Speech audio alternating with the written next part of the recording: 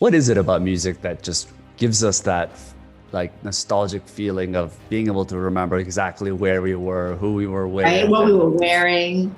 like what is it about music? Like it's not even a visual thing, which humans are very visual, as I know you talk about, but there's something about music where we don't even have to see anything, but just the triggers in our, Yeah. just from our ears. There's a great book called Music and the Brain that tries to explain some of that. And also David Byrne wrote a great book. I think the name of it is How Music Works. And those books really do.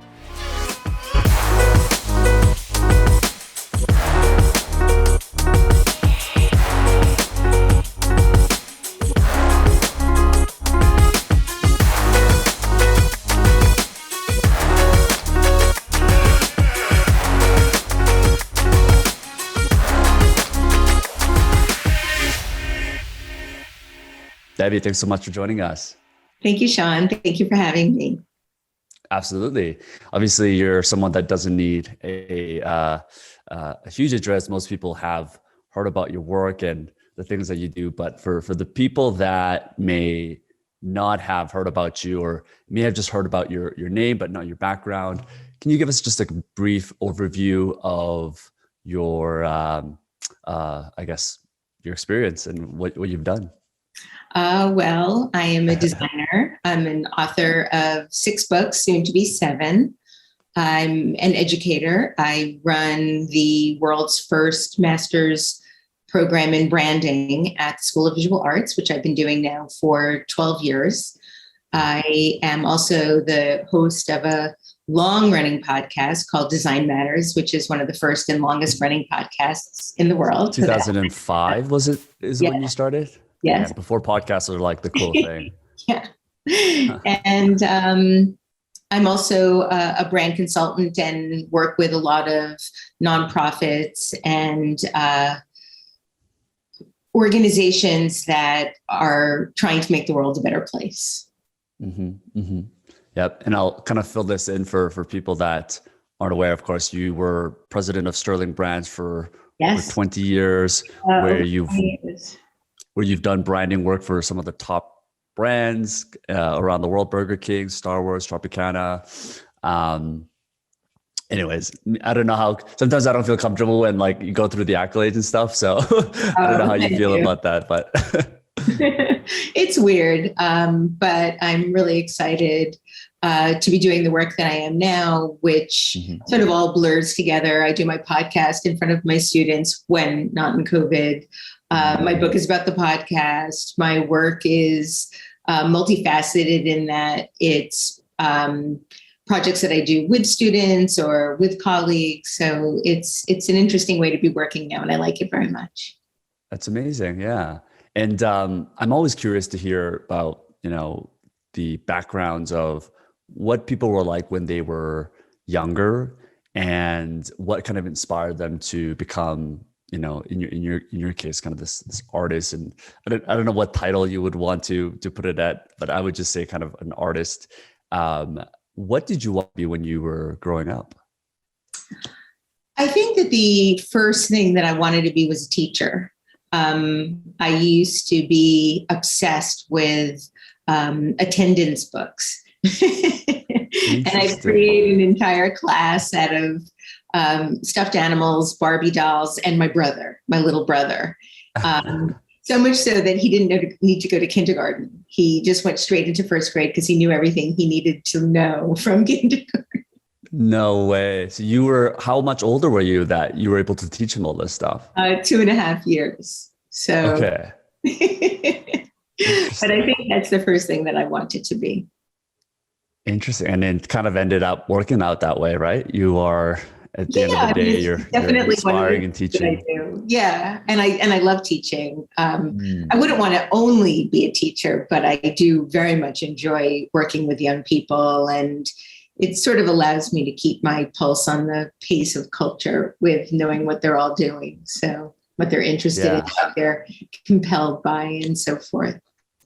And at what point did you want to kind of shift more into design and kind of the work that you're doing now? Was that in high school, university? Well, I would say that it was definitely university, but it wasn't something that I was even really conscious of being a discipline, branding. When I was in college, I worked on the student newspaper.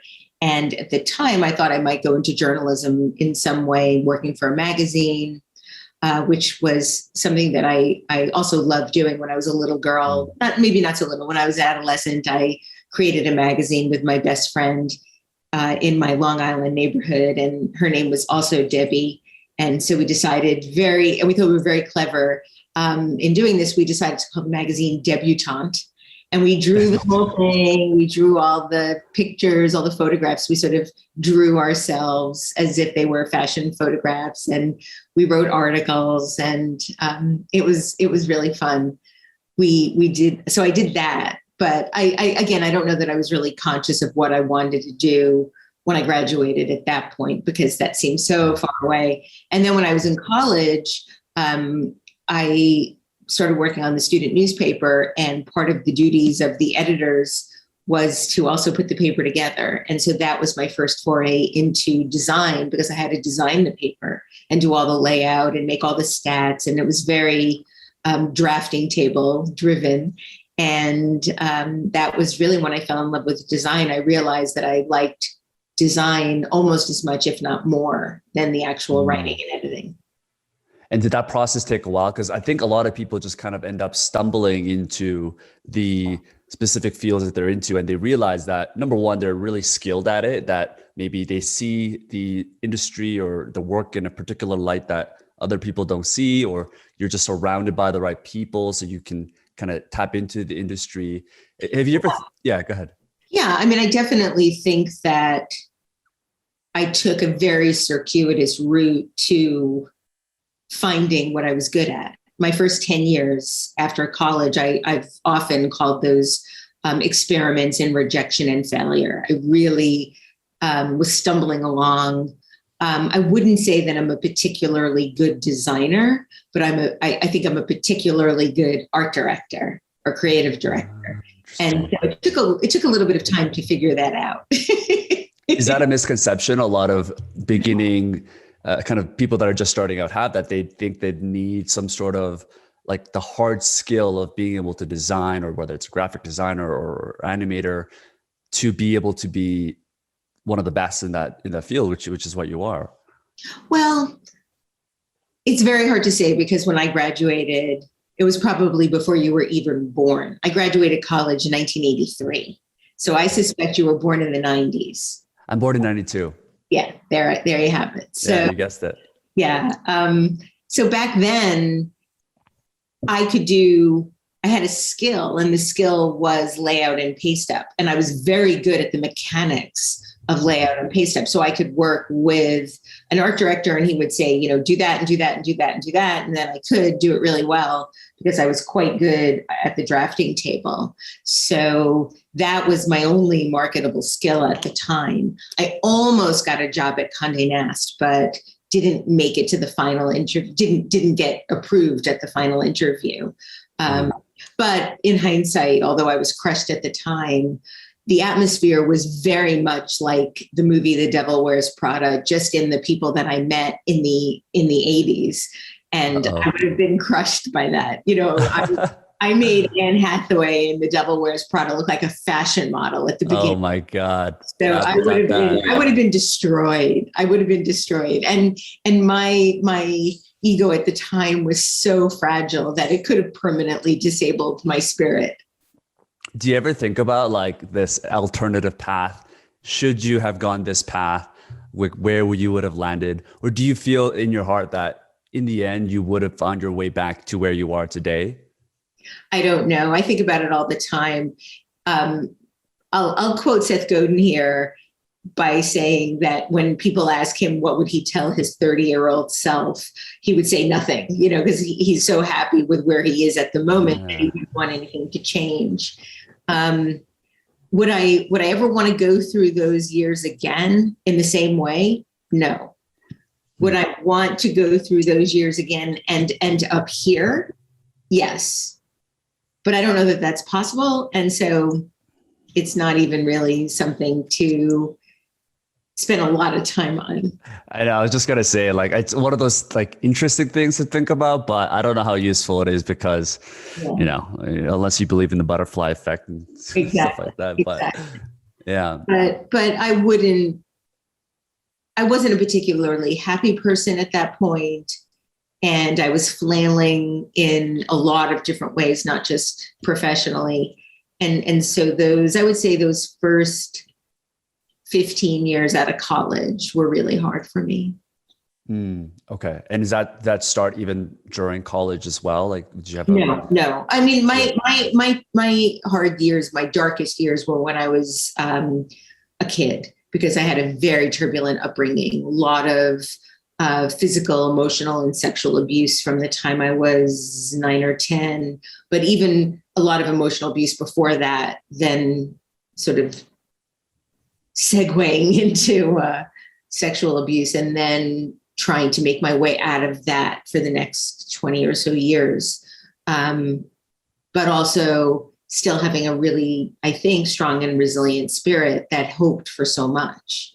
And I often say that I had at the time, and still do to a large degree, but more so then because it was so precarious, one notch more hope than shame about who I was in my life. And so that sort of always propelled me forward.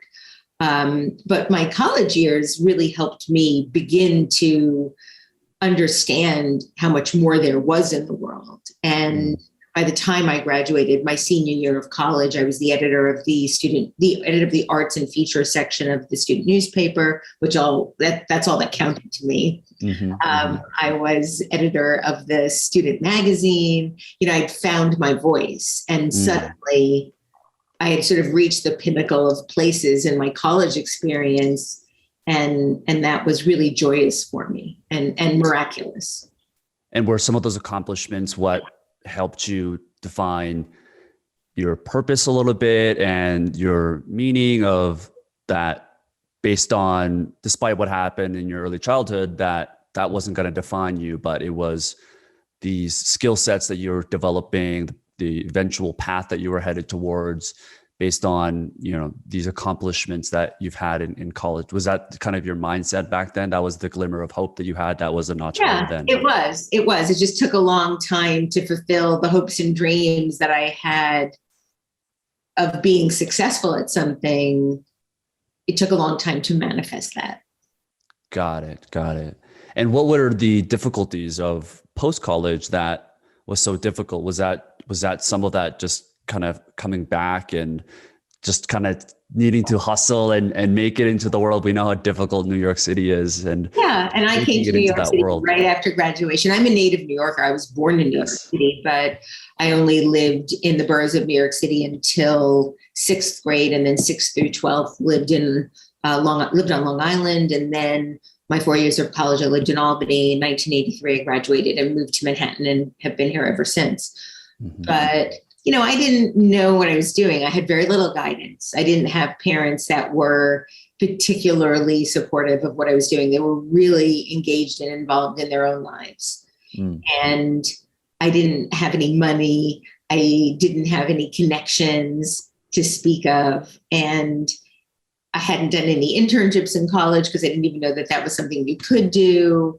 So it was really hard. I found my jobs by looking in the New York Times classified ads, and sort of moved up through the ranks in many ways that way. Got it. So in some ways, like, you had this chip on your shoulder that... No, I never had a chip on my shoulder. You didn't? No, I've never had a chip on my shoulder. I just would get depressed, but I never walked around thinking, poor me, or why can't I get these things? Or there was never a sense of entitlement ever, because in fact, it was the opposite. I would say that I was just hoping for an opportunity to prove to myself that I wasn't useless or worthless, because that's how I felt. Yeah. I mean, when I think about you and the work that you've done, I mean, resilience is one of the many things, of course, but it's one of the key things that comes to mind, of just constantly being able to persevere.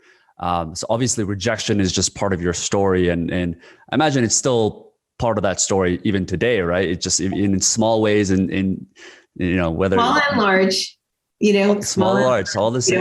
I'm a person that tends to be always hoping for more and trying for more and doing more. And if you move out of your lane, you're bound to get rejected because you're moving out of your lane. So yeah.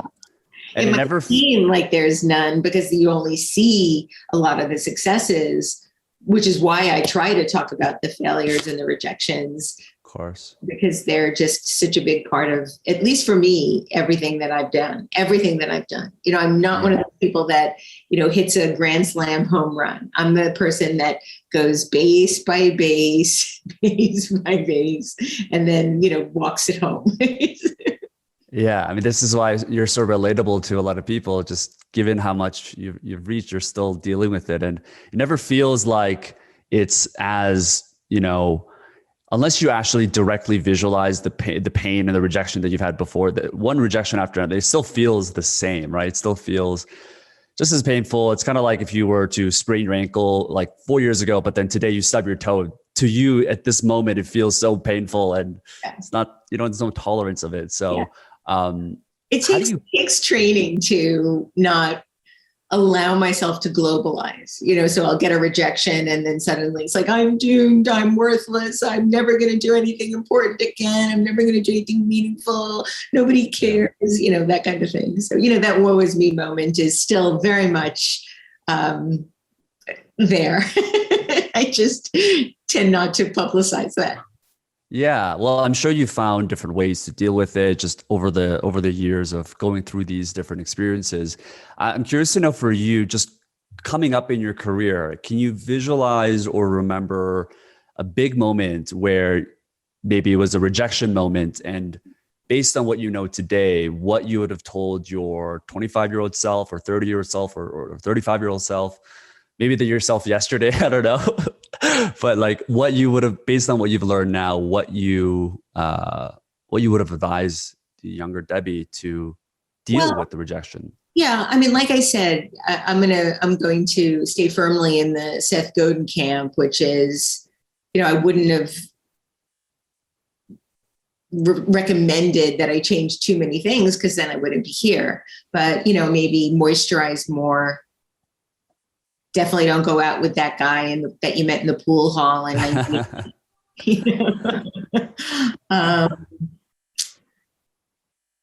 I would have probably, if I had to give myself some advice, try not to worry as much. Sure.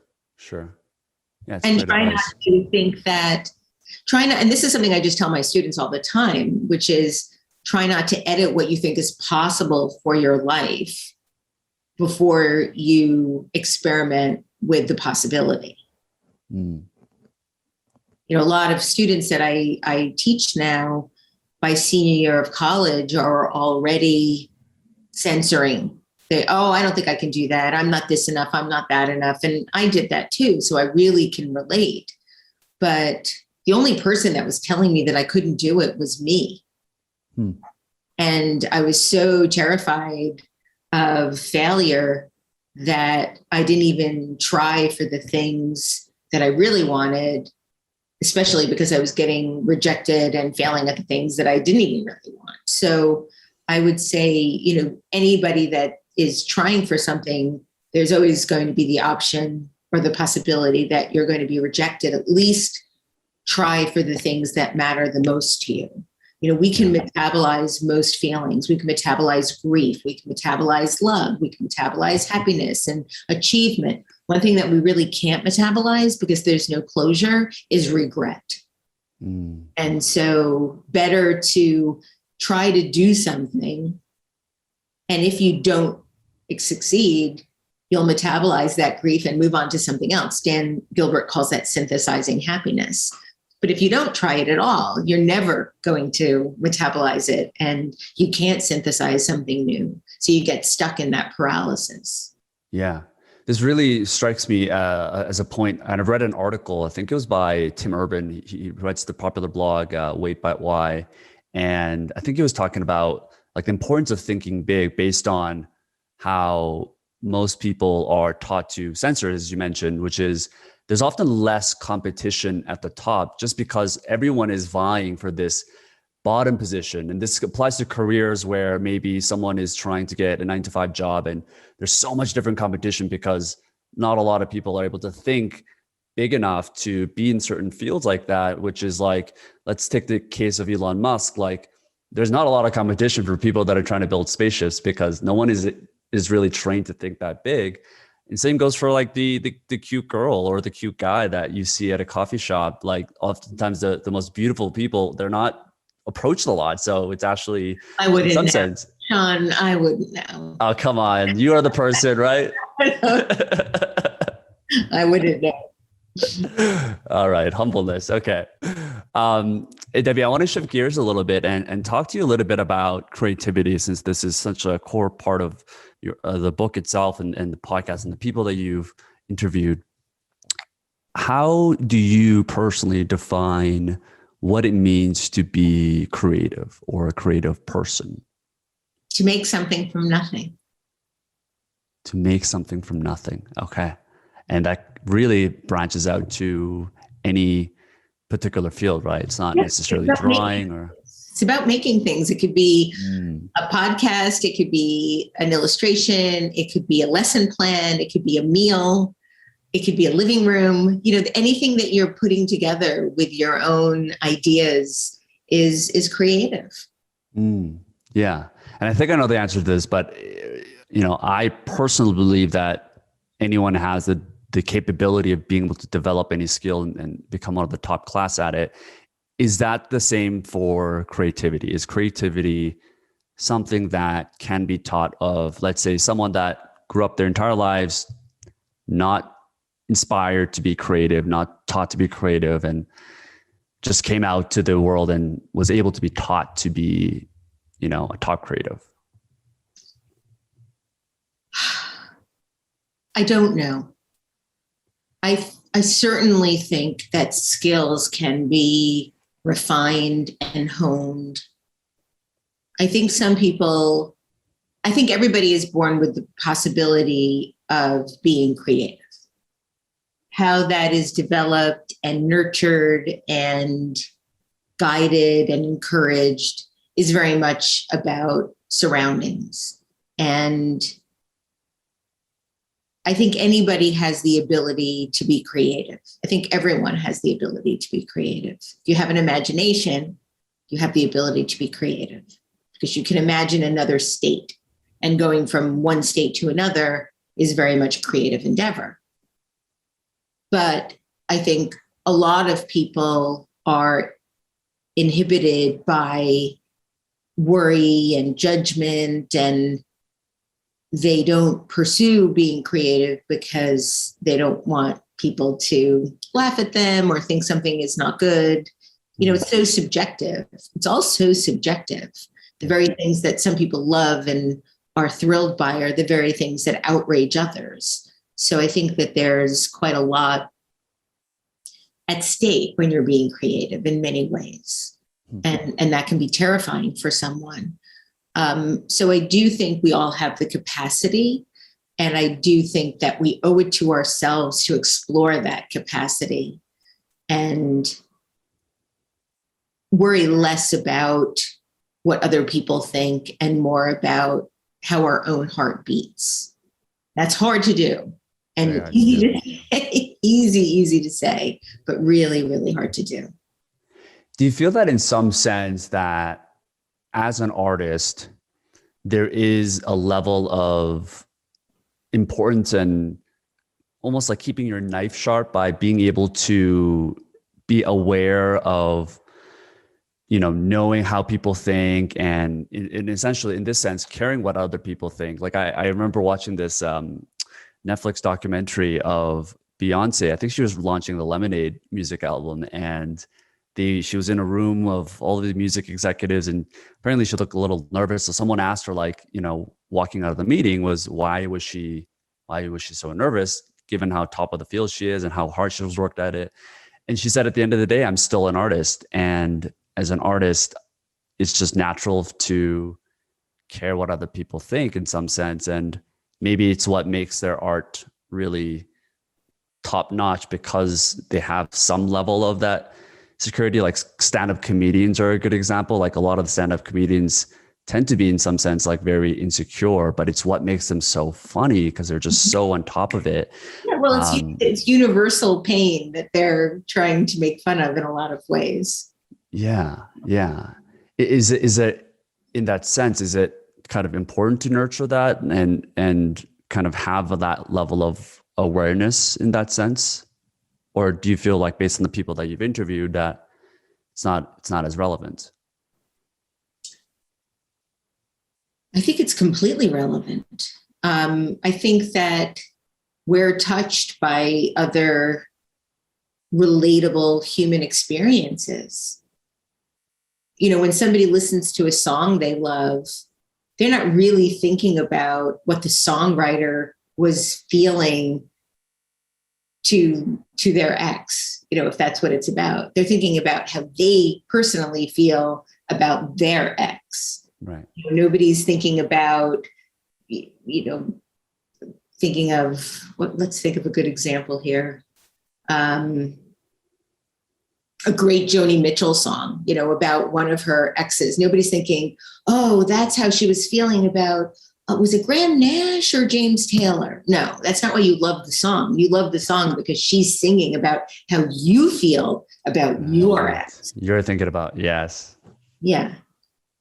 Interesting. So I think that the more revealing you can be with your own experiences, the more likely other people are going to relate to them. Mm. And that says a lot about human nature, how at the end of the day, there's things that we feel, whether what color, or whether what culture is, we're all feeling the same thing. And I think that advice really just goes to show that's true. Yeah. I mean, think about the difference between listening to an incredible piece of music that you can completely relate to, and how we might listen to it over and over and over and over again. And that feeling really never changes. We still love that song so much and relate to it so much. You know, it might be our wedding song, or it might be a song that we use to create a soundtrack of a slideshow or whatever. But think about that in relation to looking at Instagram. You know, nobody's ever gone to Instagram and after 30 minutes felt like they saw something that was going to define a moment in their lives forever.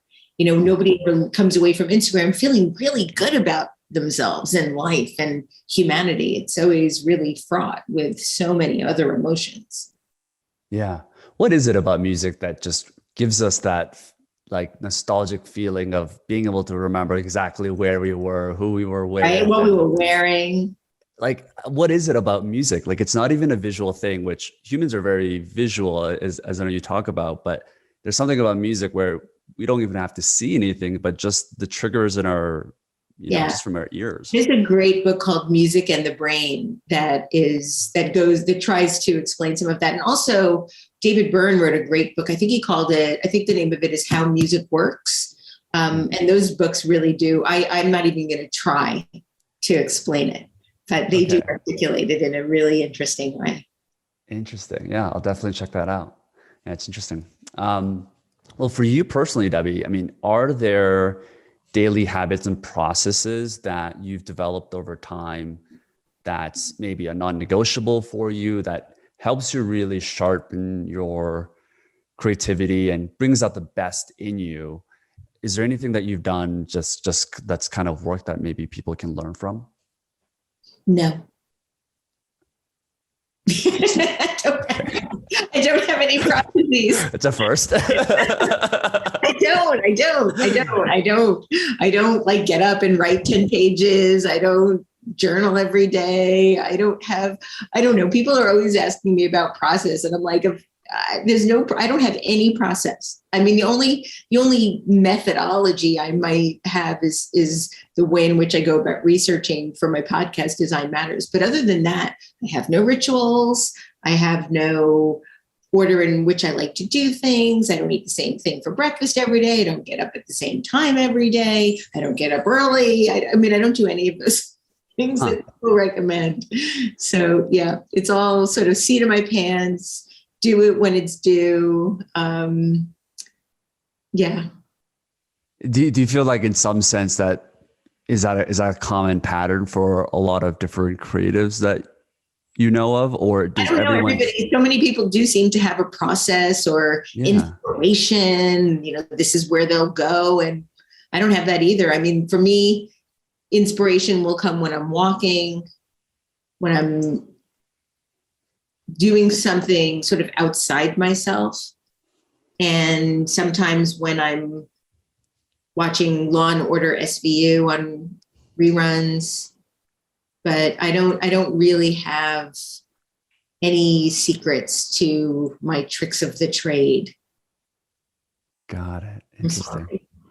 Yeah, no worries. It's kind of like there's like the chicken and egg where someone talks about the general conception of creative people is that they have a very messy desk, and the idea is like, is it the chicken or the egg? Like, did the messy desk inspire the creative person to become more creative, and that's just kind of what they thrive off of, or did the creative person make the mess? It's kind of one of those things where it can be one or the other, right? Because it can bring out the chaos, can kind of bring out the ideas and the creativity that allows you to think outside of the box of not being so structured.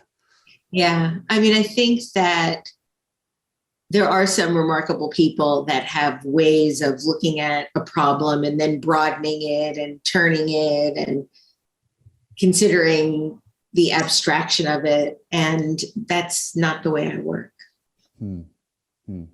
I just sit down and have to start. Interesting. And you just kind of trust in yourself that you've done it before and it's going to work out. Yeah. A lot of it is, I think, I talk about how I believe that confidence is built by the successful repetition of any endeavor. And so I'll look back at some of the more successful ways I've approached doing certain things, and then I'll approach them in the same way. And the best example I can give is the podcast. I'll approach my research in pretty much the same way every time. But there's no real secret to that. It's just a matter of trying to create the biggest possible horizon for me to be aware of regarding that person's work and life and output.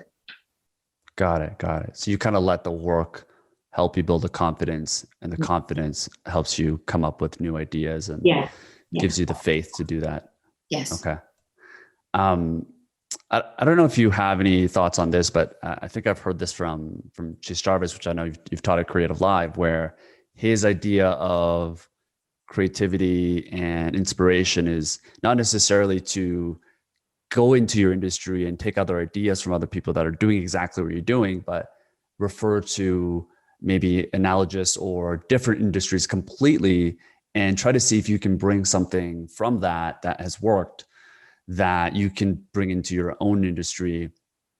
Is that some sort of, is that a framework that you've used as well? And are there any other kind of frameworks that has helped you come up with new ideas and inspiration? Well, I do believe that everything I do cross-pollinates. There's a sort of combinatorial creativity that I impose on everything that I do. And so the writing will inform the teaching, will inform the podcast, will inform the brand strategy, will inform illustration work. It's all, I very much bring all of those ways of thinking to anything I do. And for me, it's sort of like just transitioning highway lanes. It's all on the same journey, but whatever highway lane I'm on at that moment is the one that I'll pay attention to.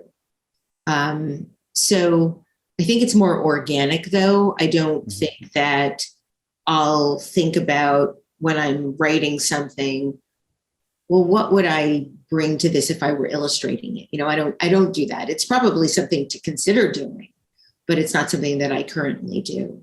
I would form ideas around things based on more daydreaming and experimenting in that particular genre than necessarily bringing in something from somewhere else. Yeah. That is another commonality I found, is where the people that are often so busy, where they've got every 15 minutes scheduled with the meeting and other things that they have to do, there's just not enough time to daydream and to think of new ideas. Because oftentimes when we're playing and we're doing something else, that's kind of when the best ideas come. I know you talk a lot about like times and prioritizing things that really matter for you. How do you personally view time, and how do you prioritize what's the most important things in your life today? Well, one of the most important things to me is sleeping. I really do need a lot of sleep. I'm an 8+ person a night, and if I get less, I'm cranky and kind of ornery. So that's a big priority. Big priority is spending time with my wife, and that's very different from my previous relationships, where I think I always put work first, and now that is a very different sort of equation. We both love to work, and we're both very involved and engaged and committed to what we do, but we often parallel work. So we are still together while that's happening, which is fun. What do you think changed there? Like, why do you think your previous relationships, you prioritized work first, but at this point it hasn't? Maybe the understanding that you really do have to make your partner a priority if you want that relationship to last.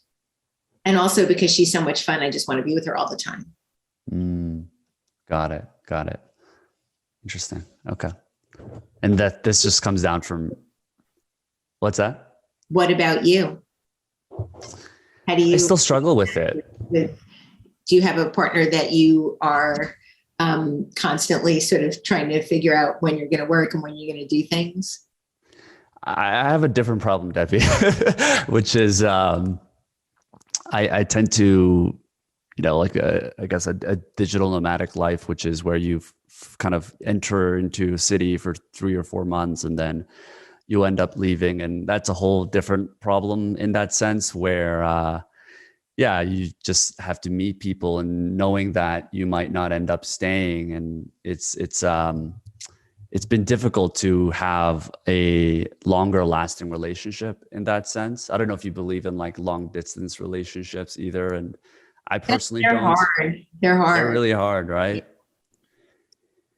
So yeah, it is difficult. And I think I don't know if it ever ends. Like, I don't know if I think like at this point in my life, at the span where I want to focus on being the best at what I do. And I'm curious to know, like, at this point in your life, does that ever change? Does that ever go away where you finally decide to say, you know what, like I've reached a certain level in my career and now I can focus on family and relationships? And no, I think I still very much want it all. So in that sense, is there ever a right time to seek and prioritize finding the right partner and making time for that person, knowing that there's never going to be an end where you prioritize work? Well, no, I prioritize my relationship now in a different way than I used to, Right. in terms of time and partnership. But it almost doesn't feel like a choice, Sean, because it's now so embedded in my day-to-day life. We kind of do so much together that, and I don't mean projects and work stuff, I just mean life. Right. That it's just now point of entry. Everything is been rearranged in a way where Roxanne is the centerpiece of my life, but my work is still very much part of who I am and my identity and my passion. That's a huge passion for me. I love what I do. So in a lot of ways, it's not even really work because it's not laborious. It's just my life. So it's all integrated now, but I definitely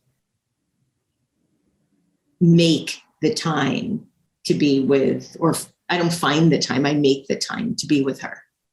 Yeah, that's one of my favorite quotes from you, which is like, everyone is busy. Everyone has a lot of different things going on, but we all have 24 hours in the day. And at the end of the day, it's what are you willing to sacrifice to make the time to be able to get what you want? And yeah, it seems like you've kind of found your flow of being able to do that. And maybe it's not the right partner, right? If it feels like you have to sacrifice this and to be with that person, maybe that's not the right person. What do you think about that? I think that's correct. Yeah. Absolutely. Yeah, it's tough. Relationships are tough these days. They've always been for me an Achilles heel. It was always the hardest thing for me. It's only gotten easier since I met Roxanne. Hardest things, meaning like you always had to prioritize work, so you just didn't find the time, or you didn't find the right person? Probably both. Probably both. Okay. Yeah.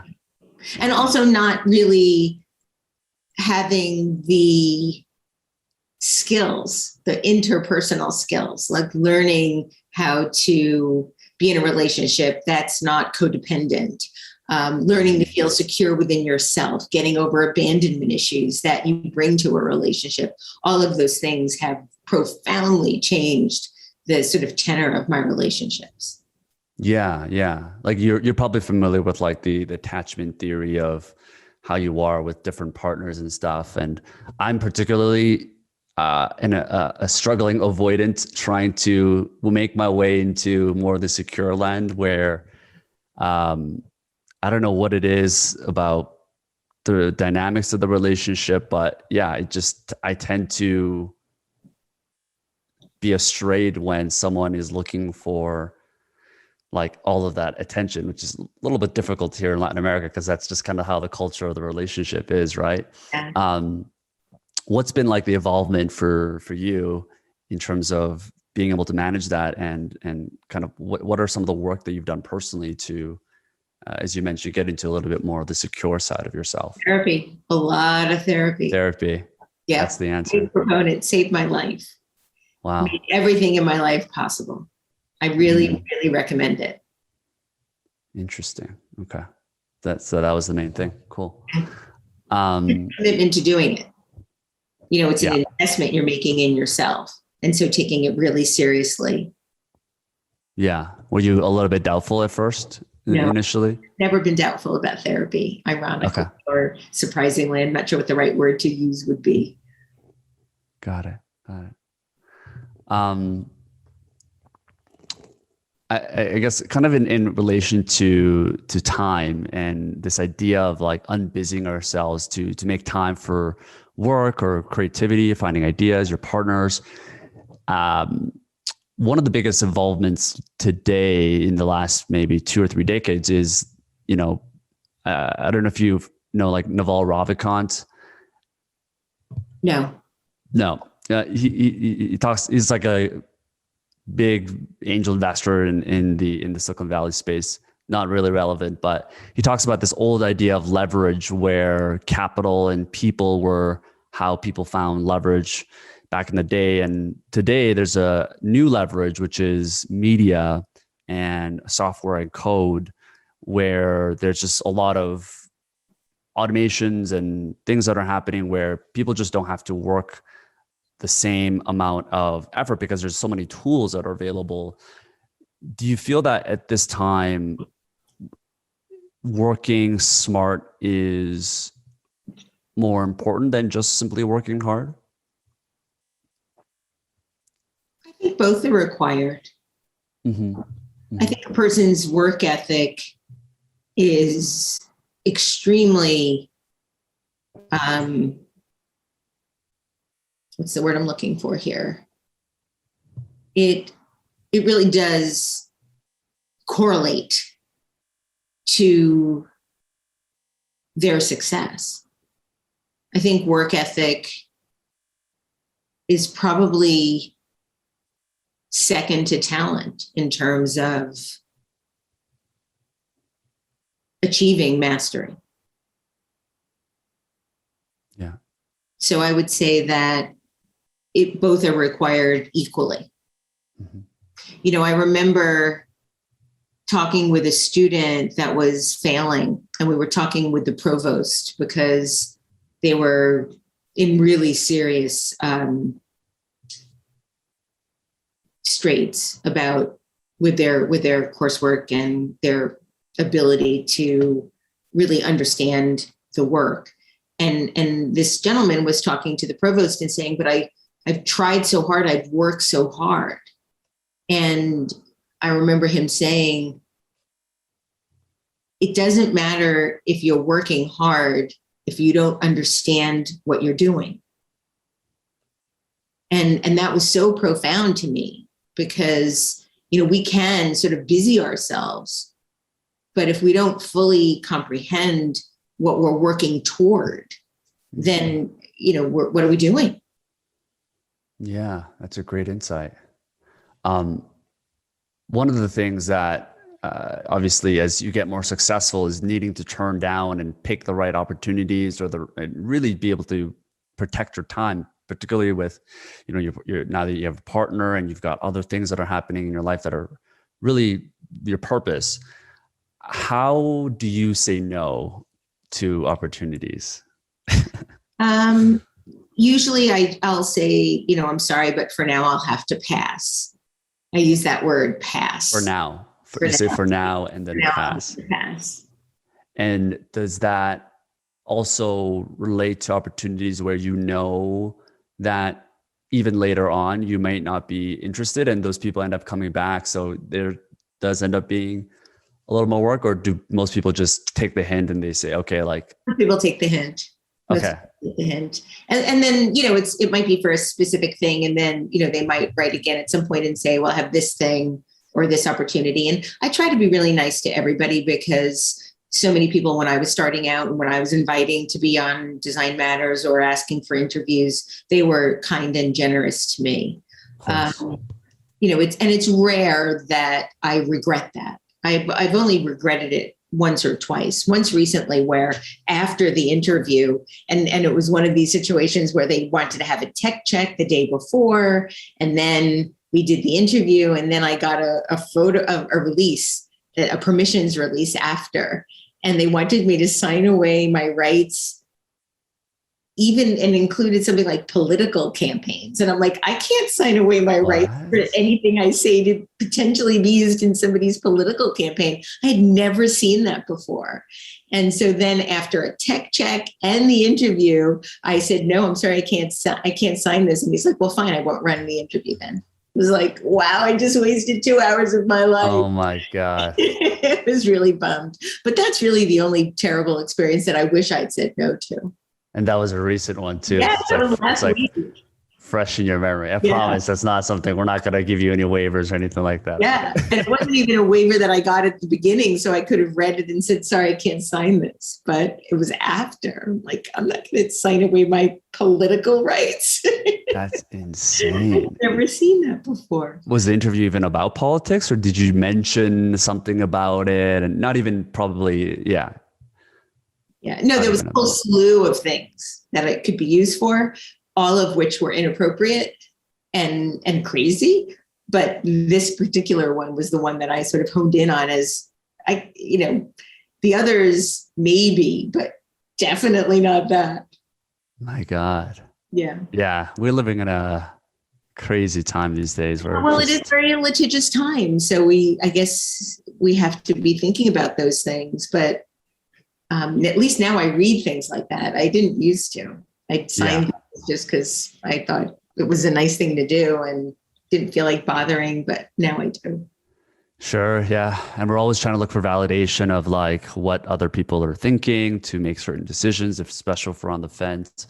Kind of go back to the point of this I guess, career advice for some people, or just advice in general, where we're living in a society where we're constantly comparing ourselves to others and our peers and people that are more successful than us. The hardest part seems to be when, for me at least, is when there's someone that started at the same time as you, where maybe it's even in the same industry. You guys started at the exact same time, or maybe it's someone even below. And within a shorter amount of time, they were able to surpass the success that you've had. And maybe it comes from like survival instincts. Like I think in some sense, like humans were always living in social groups, and we kind of looked over our shoulders to see if we were doing the right thing for survival purposes. So I know it's like, it's not something we can suppress, but what have you found to maybe advice for other people to be able to minimize that, or to maybe leverage it for good? Well, I think it's really dangerous to assume that you know about someone's inner life. And just because they've achieved this tangible physical thing, you don't know what is behind that and what it took. And anytime that I've found myself comparing myself to somebody else, the more I learned about that person, the more angry I was for assuming that that's all they were. Mm.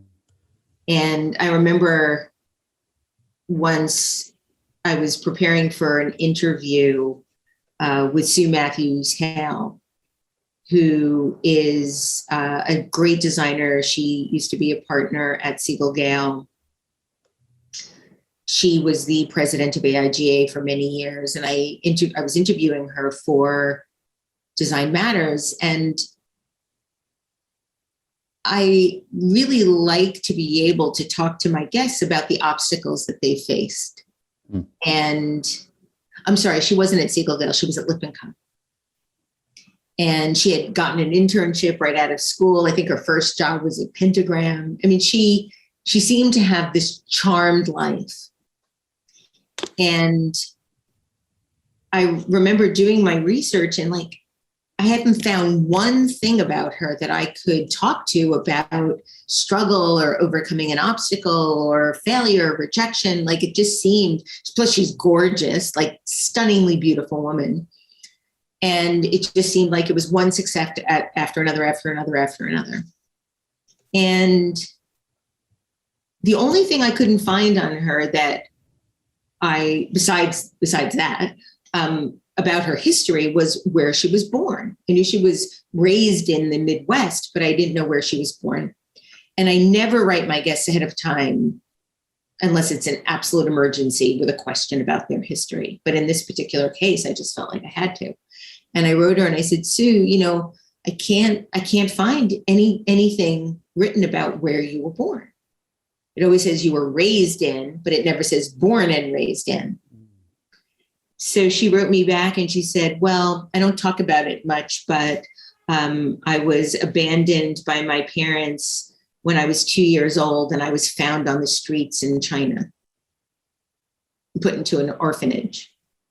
And I'm like, well, so much for a charmed life.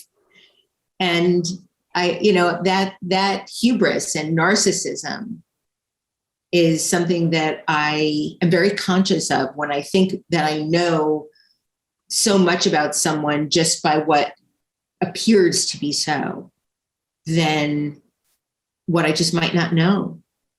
And so I've really all but given up comparing myself to others, although, to be completely honest and transparent, it still bothers me that Michelle Obama is younger than me.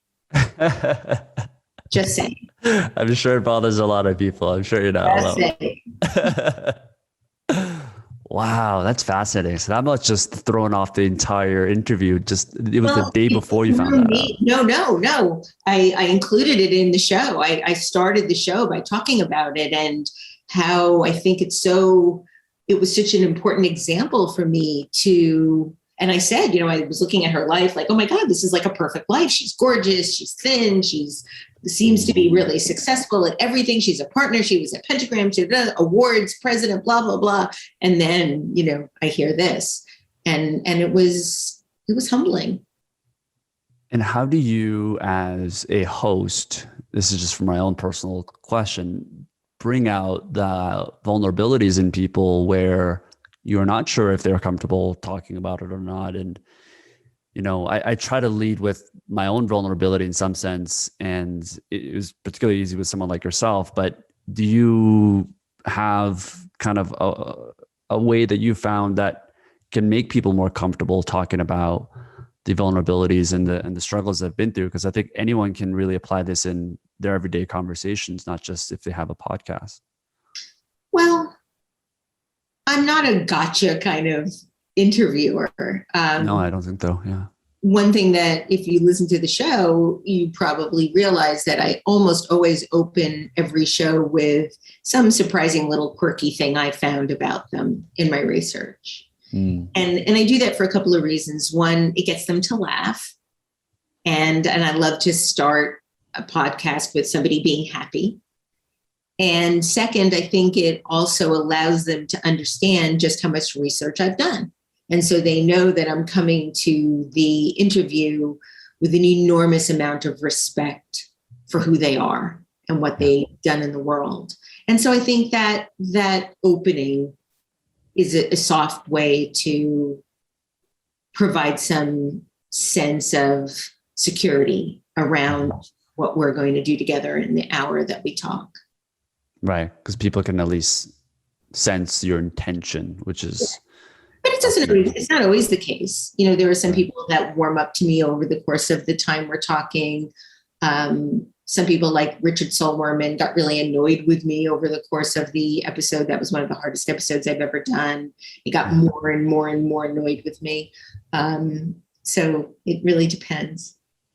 Well, I love that you even just talked about that. So that's, that's, I think everyone, that's one of my most responded to podcasts, because at one point he was just like, that's a dumb question. And people were like, oh my God. Wow. It's funny because he was really, really unhappy during the interview. And then after it was, and my producer didn't even want me to publish it, but I really wanted to anyway. And after it was posted, Richard wrote to me and said, I didn't think so at the time, but I do think our interview was quite good. Was it after all the responses from people that they put out? He didn't know what kind of responses I was getting. So I don't know that unless he was getting some too, like, how could you speak to that woman that way? Well, you've interviewed so many fascinating people, not just for the book, but of course for the podcast. But are there any key lessons that you've learned from these guests that can maybe some of these all have in common that you've found to be surprising, or maybe that people just may not typically guess that these would bring them together? Well, I think just the notion that very few people I've ever interviewed are just content with what they've made. They always want to be making more things. And so there isn't that resting of the laurels, so to speak. There isn't that perch on a throne where they're feeling like they can just sort of command this or command that. The only two people that I've interviewed that ever really felt satisfied, and definitely not in a kind of powerful Wizard of Oz kind of way, but just accepting of their greatness, were Massimo Vignelli and Milton Glaser. And I interviewed them both when they were in their 80s. Mm-hmm. And I think, by then maybe they felt like they had no more fucks to give. They had sort of done it all. But I love that. Still, Milton worked up until a month before he died at 91. Wow. So Seymour Quast is 90, still doing some of the best work of his life. So I think that for those people that make it when they're 25, look at somebody like Seymour Quast, who's 90. Look at somebody who like Paula Scher, who's, I think, approaching her 7th decade, and think, they're still making great, great work. You don't want to do all the great work when you're 25. You want to pace yourself so that you still have a lot of runway over the course of your life. When I interviewed David Lee Roth, he said something really profound to me. He's the lead singer of Van Halen, or was the lead singer of Van Halen. And in 1984, again, long before you were born, they were the most popular band on the planet. They could do no wrong. They had the epitome of every rock and roll fantasy that you could think of. And when I interviewed him 2 years ago, I said, how did that feel? How did it feel in that moment back in 1984 to be like the most popular dude on the planet? Yeah. And he said, you have to be really careful when you reach the top of the tallest mountain, because it's very cold. You're usually alone. There's only one direction. And I thought, I don't want to peak until the day before I die. And so great. I still hope that there's more greatness in front of me, because I don't want to think I've done my best work at, 50, 55, 59, whatever. I want to be able to keep making things, getting back to the beginning of the interview and your early question. I just want to be able to make things I'm proud of for the rest of my life. Yeah. Well, speaking of patience and Milton Glaser, I know he was the inspiration for you around the 10-year plan for Remarkable Life. That is one thing that is so practical, has made such a big influence in my personal life. And I know it's already made a lot of people inspired to do and think more patiently. Can we just go into that a little bit? What is the 10-year plan for Remarkable Life? And maybe you can even give the context of what you were taught through Milton around what the frameworks are around this. Sure. I took a class with Milton Glaser in 2005. He did a summer intensive at the School of Visual Arts. This was before I was teaching there.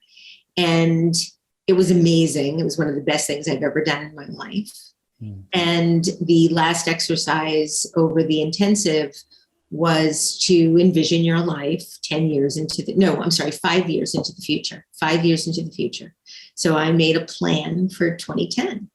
And he said it was a very magical little exercise and to treat it accordingly, take it as seriously as possible, because it seemed to have these magical qualities to them. And so I did. I took it very seriously. I wrote a huge long essay. I made a list of things that I also wanted to do, envisioned everything, what my life was going to look like, where I lived, what I was working on, doing, who I was with, pets, projects, everything. And we shared it with the class, which was an important component, the sort of declaration of it. And then I put the notebook away and time marched on. And by 2010, and they were big, audacious goals. They were not like little tiny iterations. Yeah. 80% of them had come true. Wow. What were like some of them, if you don't mind sharing? Well, one was teaching, and I not only started teaching undergrad the next year, but by 2009, so 4 years into the plan, Steve Heller had asked me if I'd be interested in co-founding the world's first Masters in Branding program, writing a book of interviews, writing a book of illustrated essays. And I hadn't worked on illustrated essays at that point for 13 years. So I'd stopped doing that kind of work. So many other things. Being part of AIGA, being a national board member for AIGA. And by 2009, again, 4 years later, I was president of National AIGA, not just a board member, but president. All in 5 years, right? I would say about 80%. And then I would say it took 15 years to manifest all of it, every single one. And so in 2017, I think it was 2017 2017, on New Year's Eve, 2017. So December 31st, 2017, I wrote another one, and already a few things have come true. Wow. And that list was doing a TED Talk. And then I did a TED Talk in 2019. Which I saw. It's amazing. So the idea is that you're writing things down, and can it be like a vision board that you can add visual things, or is it specifically meant It was to really write an things? essay, but speaking of which, I'm working on something with Chronicle, like a little card set to help people envision their own 10-year plan for a remarkable life. And I Right. changed it to 10 years. Milton did 5 because so That's many right. people, his class was for mid-career professionals. So at the time I was in Mm, class, 2005, so I was 44. I wanted to create a longer timeline because I was mostly working with younger people. And so they were just graduating. And so I wanted to give them a longer runway. So I changed it to 10 years. sure. Yeah. And it just adds the patience Mhm. and how important of that virtue is, right? For someone that's being able to do something.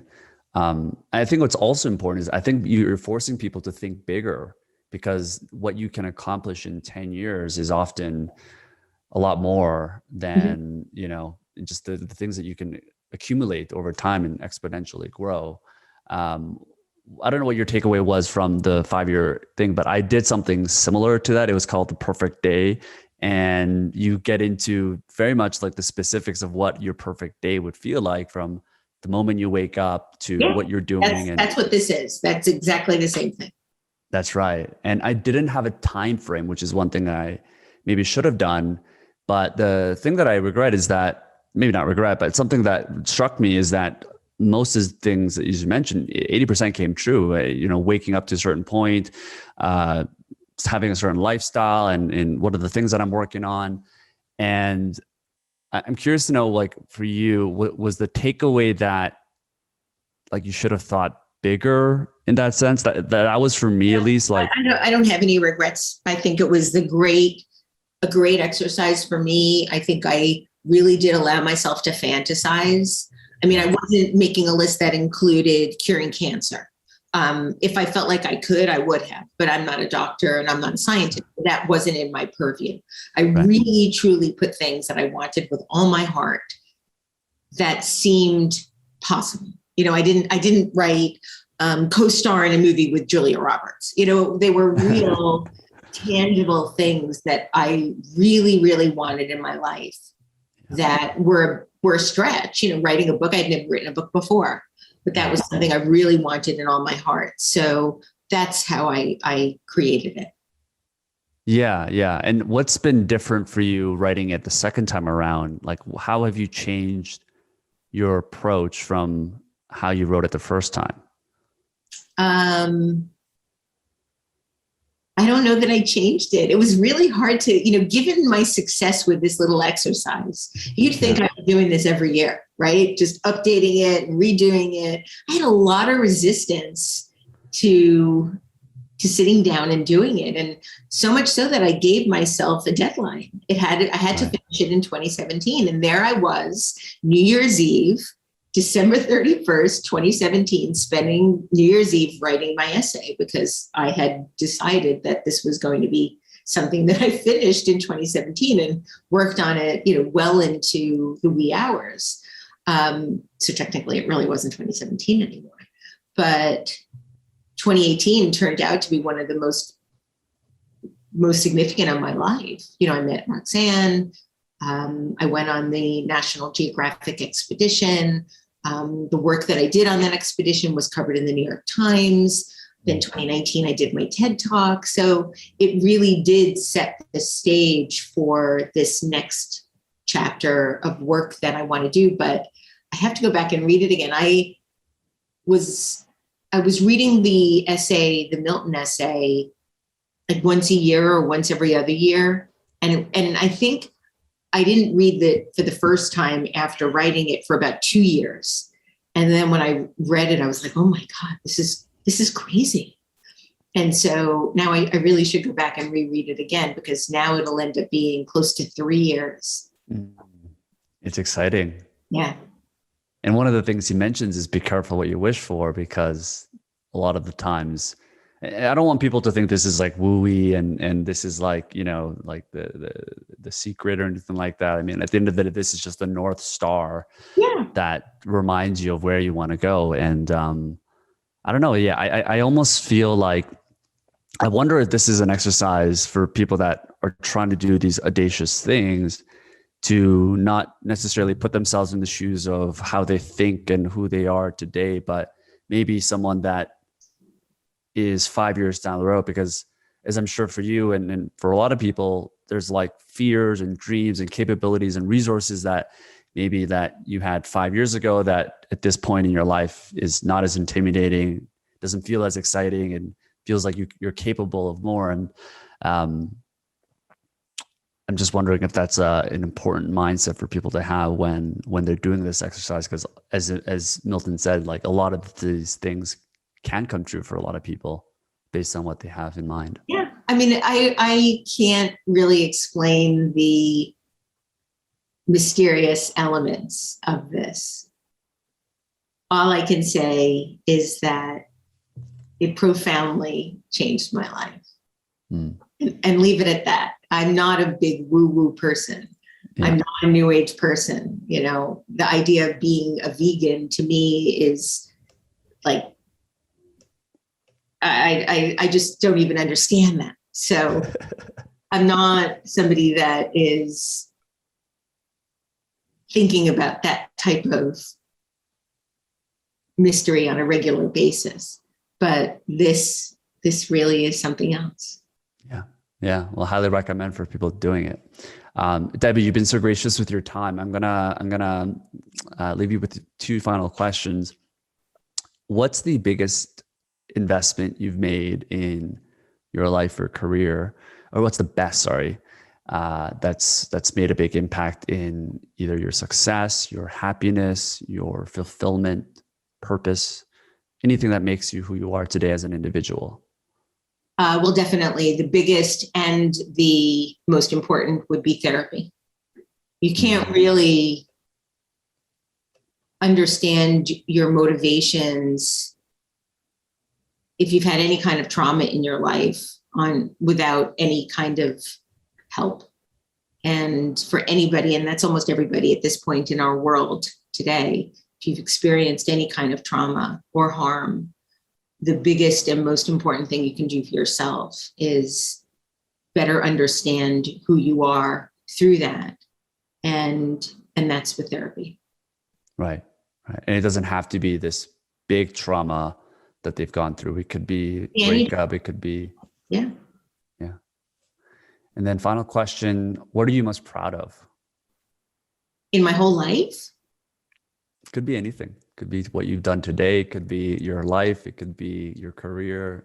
All right. I have two answers. I'm most proud. The number one thing in my life I'm most proud of is my relationship with my wife, because I worked really hard to get to a place where I could have this kind of relationship. And I feel really lucky that we found each other. That's the thing I'm most proud of in my life. The thing I'm most proud of this last year is having finished my book, which was a slog, which will be out in October. And it's called Why Design Matters. Why Design Matters, yes. Almost forgot the name there. Why Design Matters, Conversations with the World's Most Creative People. And it is a bit of a monograph about the show. And I'm like really, really proud of it. Yeah. And just to name some of the people that you've interviewed, of course, Milton Glaser, you've interviewed Seth Godin, Tim Ferriss, Esther Perel, Brene Brown. I mean, amazing game changers, thought leaders, just amazing people. So highly recommended. And Debbie, thank you so much for making the time. Thank you. What being so vulnerable. You're a wonderful interviewer. I'm highly critical of interviewers. I was so nervous because you have the longest standing podcast, and it was absolutely wonderful to talk to you. Thank you.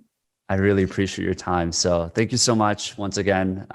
There will be no copyright or anything sent to you after this. No political statements, I promise. Saying this on air, just so you have it on hand. And I had a really great time. Thank you. Me too.